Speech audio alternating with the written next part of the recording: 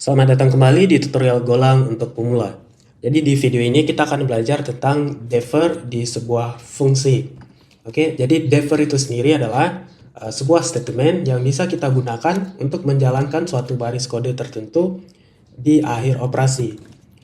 Jadi kurang lebihnya di sini saya buat untuk menjalankan suatu baris tertentu, baris kode tertentu di akhir operasi.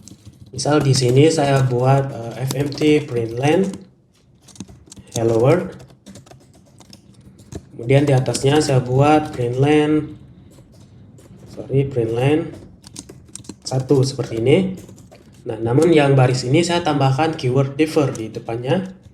Di sini ketika saya jalankan go run main.go. Oke, di sini kita mendapatkan output hello world kemudian 1. Jadi baris yang pertama kali dieksekusi adalah yang ini.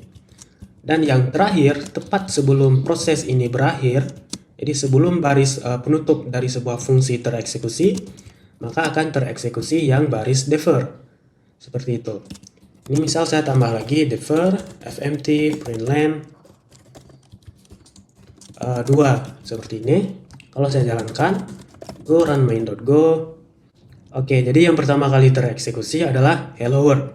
Kemudian tereksekusi yang 1. Oke, jadi defer ini tereksekusi yang paling bawahnya dulu.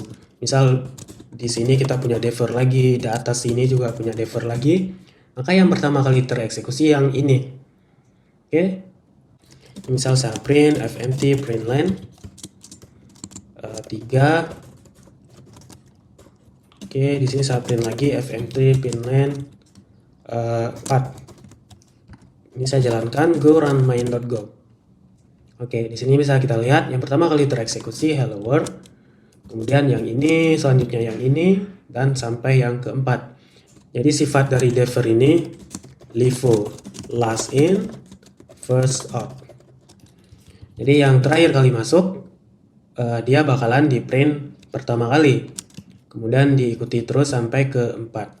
Oke, jadi yang 4 ini bakalan terprint di paling yang terakhir. Oke.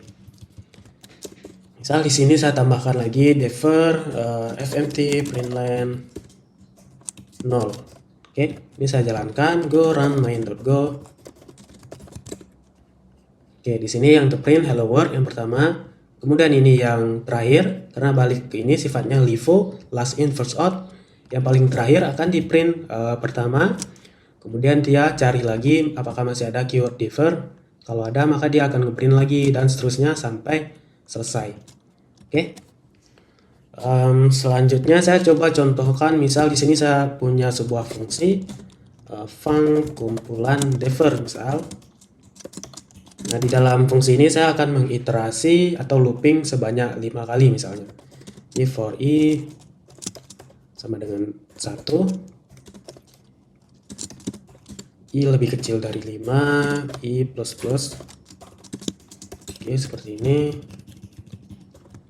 Oke, nah di sini saya ngeprint pakai defer fmt println angka I seperti ini. Nah, ketika saya panggil misal di sini, di bagian sini, ini kalau saya jalankan go run main.go, di sini bisa teman-teman lihat. Untuk angkanya di print dari 5 kemudian 4, 3, 2, 1 ya kan. Jadi balik lagi sifatnya LIFO, last in first out.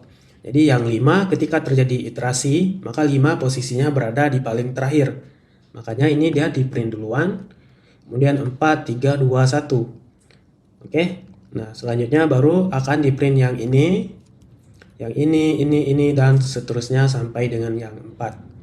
Oke, mungkin agak sedikit membingungkan, namun jika teman-teman langsung mempraktekkan langsung, saya rasa akan lebih cepat dipahami.